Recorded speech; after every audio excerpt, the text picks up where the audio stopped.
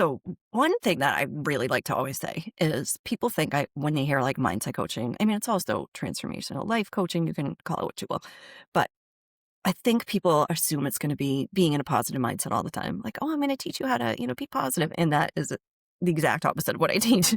What I teach is how to face your challenges and get through them. It's like get through it to the other side.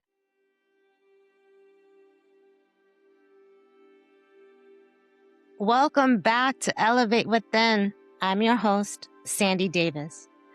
Elevate Within is for the high-achieving women in the messy middle, the space between who you were and who you're becoming. This is a space for honest conversations about reinvention, resilience, healing, leadership, and what it really takes to rebuild from the inside out. Each week, I'm joined by my co-host, Claudia Cuevas, licensed marriage and family therapist, as we explore the stories, lessons, and emotional realities behind transformation. Because reinvention isn't just about changing our circumstances. It's about understanding yourself. It's about healing. It's about letting go of who you thought you had to be so you can become who you were always meant to be. Whether you're navigating burnout, grief, identity shifts, career transitions, entrepreneurships, caregiving, or simply asking yourself, what's next? You are not alone. So take a breath, pull up a chair, and join us at the table. This is Elevate Within.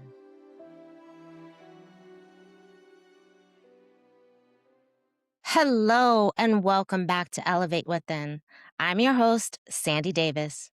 And your co-host, Claudia Cuevas. When exploring the architecture of reinvention, sometimes reinvention doesn't begin with a breakdown.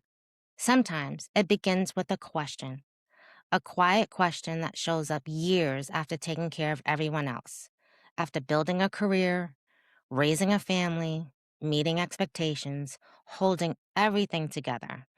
The question sounds simple, but for many women, it's surprisingly difficult to answer. And that question is, what do I want?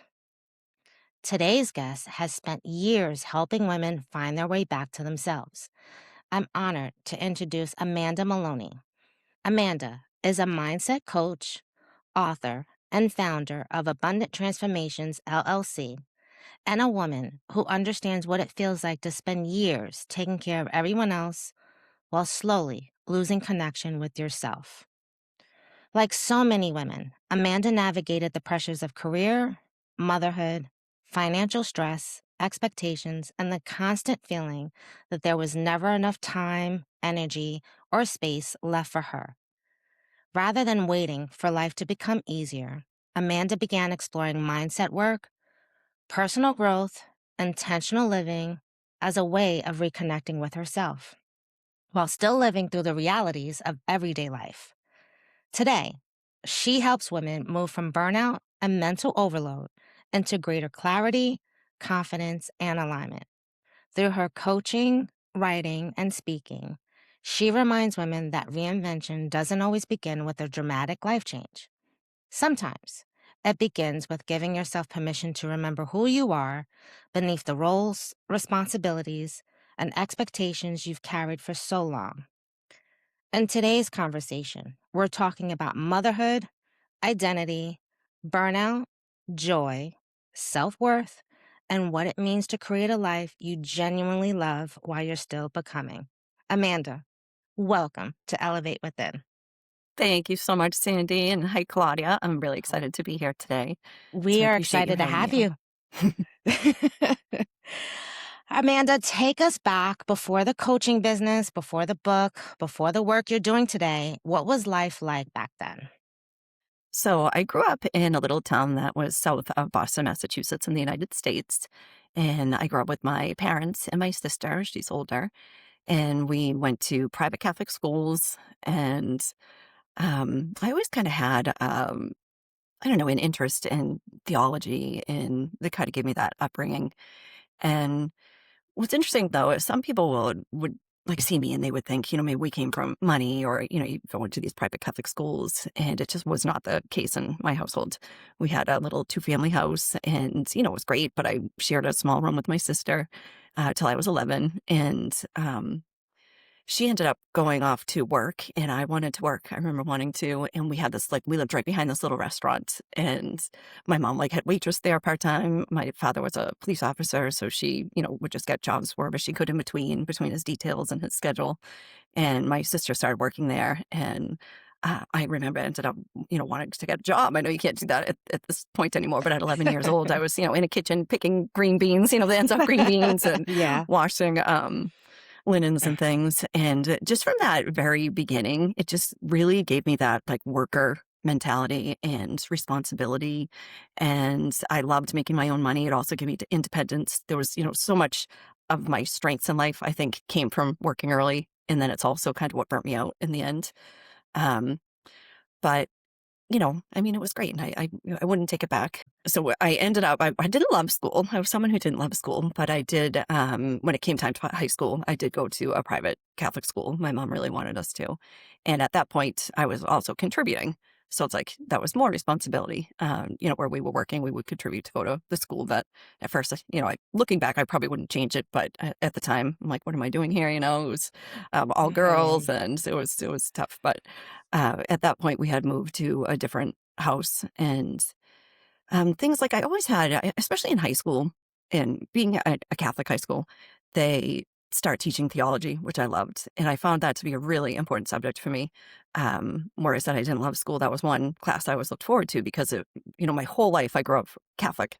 But once you Mhm. hit that class, it's like it kind of taught you about every religion.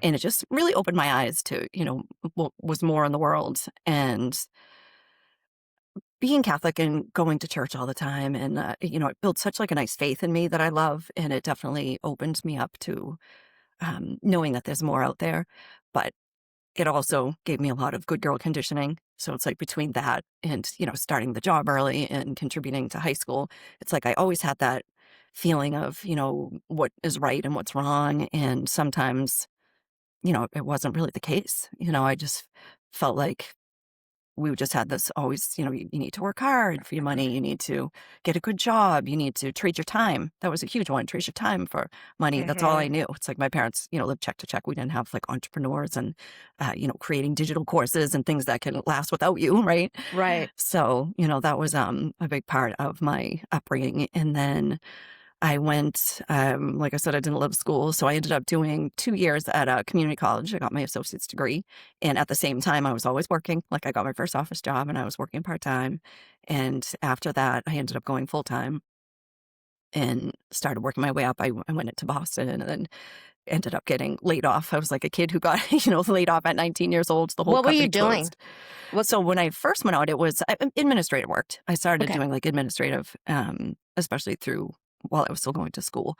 And then that actually led just to like a bigger position. It was administrative to a managing director of a financial firm. So it was, moving on up. It was good. And then something happened. Somebody was embezzling money. I don't even know what happened. But one day I showed up for work and they literally brought me in the elevator and the doors closed and they said, we're getting off at like the HR department. And I was Wow. like, exactly. I'm like, what is going on? But they gave me a $5,000 severance. I was 19 years old. I Wow. very responsibly booked a trip with my friend. And I'm like, okay, let's start this over again. So, but I always had that worker mentality. So I ended up finding, I think I went through a temp agency and found an IT staffing firm. So I went in as an administrative assistant role and just started working my way up there. I was there 14 years and I was somebody who always like kind of got a little bored. I'd do a position for, 2 years and then I was kind of tapped out. Then I try something else. And I was always like the helper and, such a good girl. I showed up to work every day. I could been out drinking with my friends and I would show up on time. Trust me, like there were, from Mhm. my age, I was always had that good girl mentality and ended up working my way up and eventually became project delivery manager. I was in project work and making, huge commission checks, which was like such a great time in my life. And then I had met my husband. So we ended up getting married in 2005 and kind of had kids like a year, I think it was like 1 year later, got our house. And then a year later, I had my son. And I did go back to work, but the project delivery manager was like nights, weekends, like you name it, we were just on. So I'm like, I Mm. can't go back like having a baby. I don't want to do that. So I did have to, send him to daycare, which was absolutely heart wrenching for any mom that's out there. I totally get you. And I did a project coordinator role. So I didn't have to do the overtime. There goes the commission checks. So I was Mm. like, okay. And then after I think I had my daughter 3.5 years later, and after she was born, I was like, we can't do this with two kids. Like putting them in daycare was just so expensive. It was just like I felt like I was missing so much of my son's life. So I ended up saying, we'll figure it out. So he's like, my husband's like, okay, well, we got this. So I ended up leaving that job. And that was just like kind of all the wrong time. It's like as soon as I bought my house, it was in 2006 around Massachusetts, the market just absolutely Yep. tanked. I remember that. So, Yeah. yeah, and I'm like, so we were in a reverse mortgage. Now I don't have another check coming in.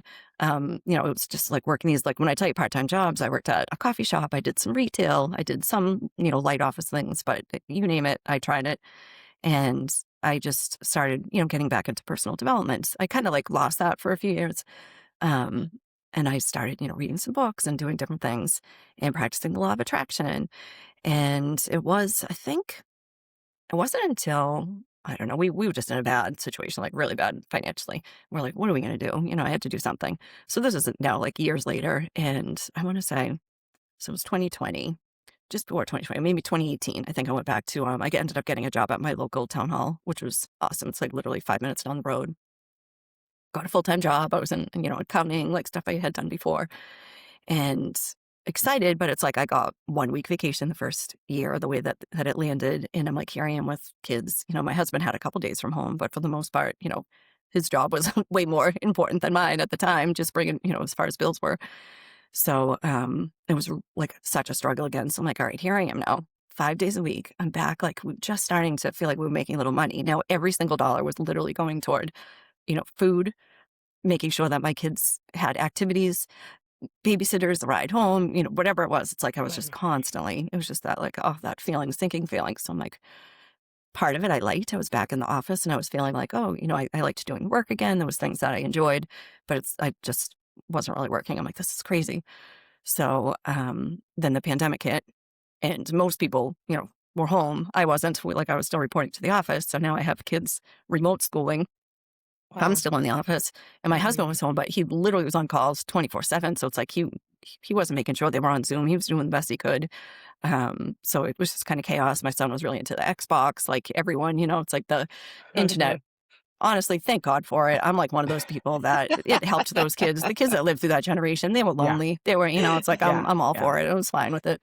But you have to get your schoolwork done too, and so that was just like so many challenges through that time, like, everybody out there. Can you give us, because I know we're going into like the heavy stuff. And so can you share with us when you started getting a clue of like, I might be hitting some burnout here? Like, what were some of those Yes. instances? Maybe the first time or second time, right? Because it's Right. it's not bias, right? So when Right. did you kind of start really kind of noticing that maybe you were hitting those burnout Yes. times?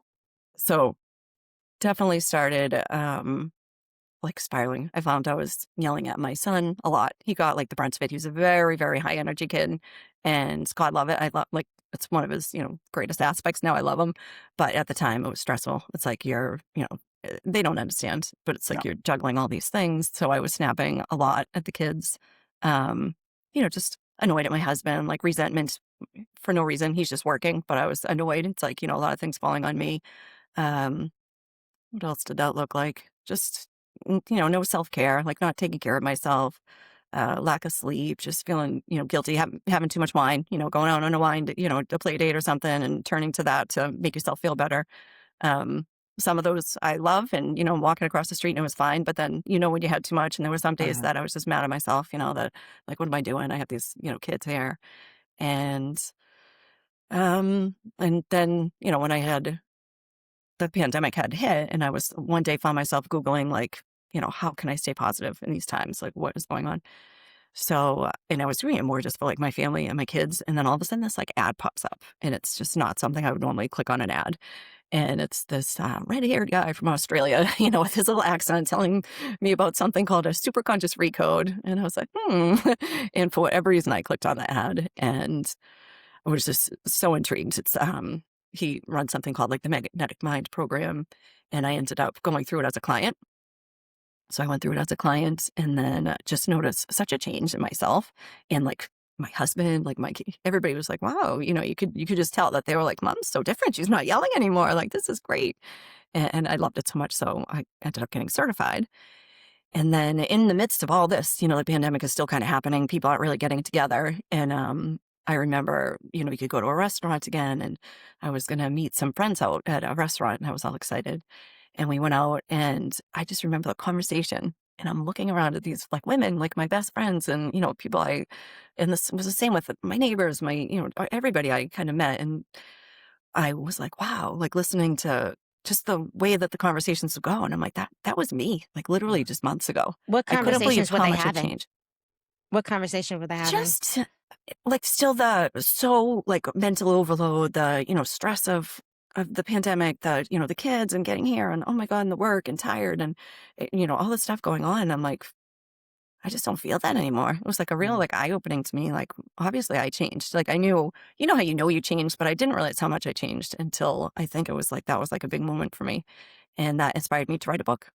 I was like, there's so many women out there. I'm like, our poor moms. I'm like, we have so much guilt, so much, and that was like part of the Catholic upbringing. It's like, oh my gosh, the mhm, guilt that comes with, I was guilty when I worked. I was guilty when I didn't work. I was guilty when I wanted to, do something for myself. I was guilty when we didn't have the money to, go on these lavish vacations that you're watching on, the highlight reels of social media and, every vacation coming and going, like the kids' school breaks and, oh, like, are we going away? It's like, oh, it's like you have all that guilt, constant guilt. yeah, And I'm like, I gotta do something because there's no need for it. It's like we're all chasing to find like, I'm gonna be happy when. Like when this happens, then I'm gonna live a life I love. Or when this, you know, once I have the money, then it's gonna be great. And it's like, no, it's not. You're gonna be the same person when you have the money. It's like if you go to, a fancy restaurant and have champagne and you're sitting there with the same group of people you always are, you're gonna be that same person as if you were sitting on a park bench having a picnic, with a soda. It's like yeah. your identity doesn't change, and that's what I think we're always chasing like the ifs and the whens. And the And immediate gratification, yes, you hmm know? Were there What any signs physically for you? For me, because I'm very brain oriented and not so much in touch with my emotions. hmm I knew burnout was, among because I got sick with pneumonia, right? hmm And so I wonder if you were able to identify any physical ailments that kind of like correlated with your burnout. hmm I think mine is like exhaustion, and the Mm, best way I can explain it is just mental load. It's like you literally like I even have a picture on my book with like a cloud above this woman's head because it's like you just feel like like it, when anybody's talking to you and it's like you just it's have heavy. that it's just heavy. It's just Okay. heavy. Mental load is like the best description, and or like that gut feeling like oh my gosh you're going to like pay your bills. Like I was want to pay the bills in my house, so it's like oh it's like that sinking feeling or um yeah, that was probably the most I would say, physical it would get. Yeah. Yep. and when you were scrolling, and I know for most women, right? The workaholics, trying to figure things out, besides the wine, which that is like the number one go-to, it Mhm. is also the scrolling, Mhm. right? It's Mhm. the constant scrolling. So when you found this ad, like, at the time when you're scrolling, like, were you just looking for, like, anything that would uplift you? Did you feel like, you were going a bit depressed and that's why, you were scroll like, "Hey, I just need something to give me a little bit of joy or Numb motivation numb you Mhm. out. or numb you out," Right, right? exactly, yes. Yeah. There had to be something, that you were going through at that time for you to Mhm. have that ad resonate with you, to Mhm. Right, wanna and click it and to wanna do the work and get certified in it. that's exactly what it was. I literally was typing how to stay positive in Right. this time, and uncertainty or I don't know what it was, and again, like, in my mind, I was thinking it was more to like, my daughter went through a hard time, she was so young, it's like, we all had, affected differently, and, it, like, stood out to me, and Right. It was the I'm big on, health like, they're signs. the helper trying to help someone else, but Yes. really it was for Right. yourself. Mhm. Yeah. Mhm. Yeah. Right. Yeah. Did you know that at the time that you were essentially helping yourself as opposed to like looking for ways to help your family? Because obviously, from what you're describing, you put everybody in front of you. Yes. And I did feel like I did that for years and years. And then somewhere around, like, it was probably my dad passed away in 2017, and he was someone I I'm always had sorry. those, like thank you, and he was someone I always had those, like, conversations with. He loved to talk about, the bigger picture in life and, very philosophical and, talk about religion and those things. So I think somewhere just before that almost, is when I was starting to look into personal development books again because I loved that stuff. Like, I always even astrology, when I was young, we'd go for our readings and just, different things always were, like, kind of fun for me.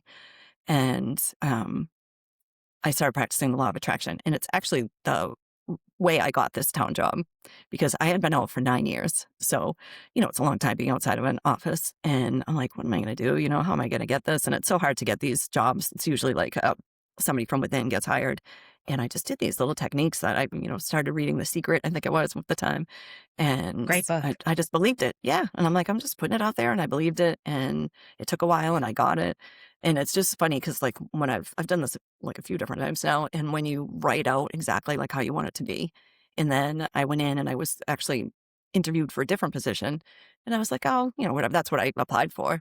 And it wasn't working out and, whatever reason, and it was because they had this other position coming up and they thought I'd be a better fit. So it's funny how, like, things work? So and then, so after that, I manifested my dog. My husband did not like dogs. He was highly allergic to dogs. My kids Good for begged you. for a dog, like, yeah, and we put out there exactly what we wanted it to be, and it literally happened within, like, 2 months. But there was, Why yeah, why a the few different. dog? I know the only reason why I'm asking is because Mhm. I've always had dogs, right? But I was also a workaholic and I didn't have a family. But there's something to be said. You're not the only one where it's just like it's not a cat, it's not a bird, it's really a dog. It's the dog. They're so cute. He's the quirkiest, craziest little thing I've ever met, but, he's so fun. Yeah, just I grew up with dogs. We didn't I had friends who had cats, but I just really always loved a dog. They're just always there. They're just and I thought it would be great for the kids too. They've always wanted one, but just because it was a hard time. A lot of people, I think, got dogs in the pandemic. We were a little bit later, but yeah, it Yeah. made the world of a difference, and he's part of my best material now when I do my, content creating because he's so funny. So it So was worth it. He was wor I'm curious, share with us one of your like go-to quick in the back pocket technique that you have that has helped you and others that you can maybe share with us. Yes. So this is probably one of my favorite things of all time, and it is I think it's called segment intending. So I have it's one of, like, a process I put in the book, and my book isn't very, like, heavy. It's, like, literally very practical tips and strategies. I tried to just make it quick chapters, something you can literally stop and do right now. So I had practiced this a lot, and, my dad had started getting sick too, and there were, like, certain tasks at work that you're like, "Oh," like, "Oh my gosh, this is the day I'm Uh-huh. getting all, like, the bills in," or whatever it was, and I would just stop, and I would either say the task or, like, the next hour or the next something. You would dedicate a time, and I'd say, "I'm gonna take this next hour, and I'm gonna crush this task, and I'm gonna offer it up as a prayer, good vibes, positive energy, something to my dad." And you can just pick anyone, and it just helps you just when you put, like, purpose out there, it gives you a little more Uh-huh. purpose. People talk about purpose all the time, and it's like we all have purpose, Uh-huh. but it's just being intentional with it. Uh-huh. And that to me is huge. Anytime I feel like, oh, I'm in a rut, I'm like, okay, I'm going to stop. And like, who needs my help today? And it could be Yeah. someone across the country I've never met, but, with whatever's going on in the news or something, to stop and say, Right. you know what? This is my time. I'm going to get through this simple little task here I am complaining about. Yeah. I'm going You to, reframe it from something that can feel heavy and negative and like that you have to do to something that you can accomplish and it can be a blessing for someone else. yes. Yeah. Yep. Just give it a different intention. Hmm. Yeah. That's That's a big one amazing. for me. What did you discover about yourself that surprised you once you started doing this work? I think probably resilience because I am still in the messy middle. Like, I am not here to tell anyone I've got it all together because I don't. My big thing is I am here to say that I absolutely live a life I love. I wouldn't change anything. and I'm doing it while I'm, stuck in the middle. And why do you feel like you're in the messy middle? And I'm only Mhm, asking this is because Claudia and I were talking yesterday, and I was like, yeah, I'm in the messy middle. mhm, And I do feel like the messy middle is cyclical, right? Mhm. You can get into it, you recognize it, you can get out. None of us have all the answers. This is why we just all kind of sit around together to mhm. share our stories, give advice or counsel, or at least identify for other women of like what the messy middle looks like.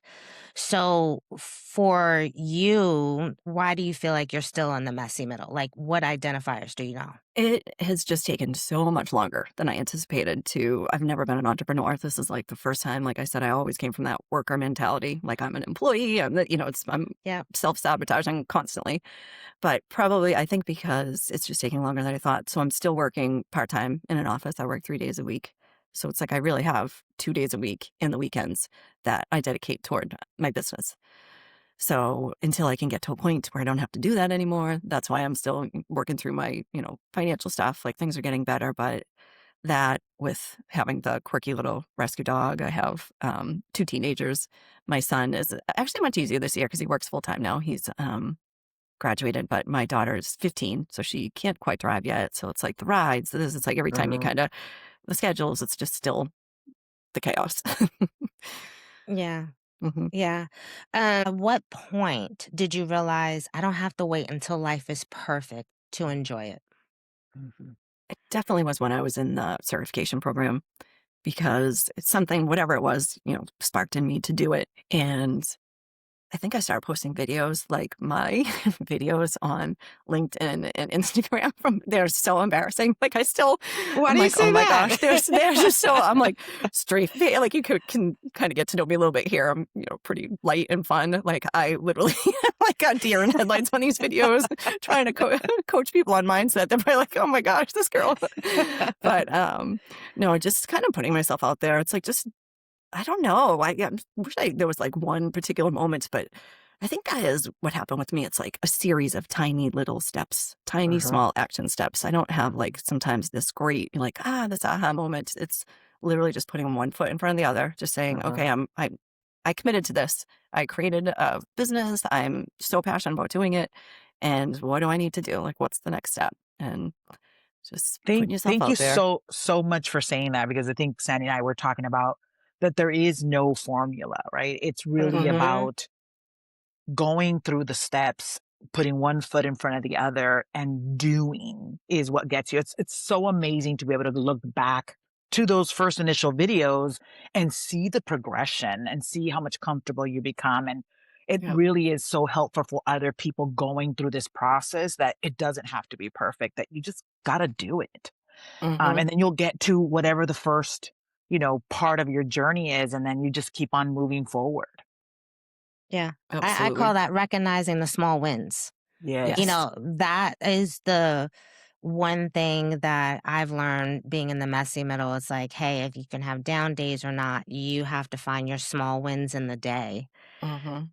Walk us through now you publish your book, you have your coaching, high level, what do you do with that? How can women learn Yes. more about that? So one thing that I really like to always say is people think when they hear like mindset coaching, I mean, it's also transformational life coaching. You can call it what you will, but I think people assume it's going to be being in a positive mindset all the time. Like, oh, I'm going to teach you how to, be positive. And that is the exact opposite of what I teach.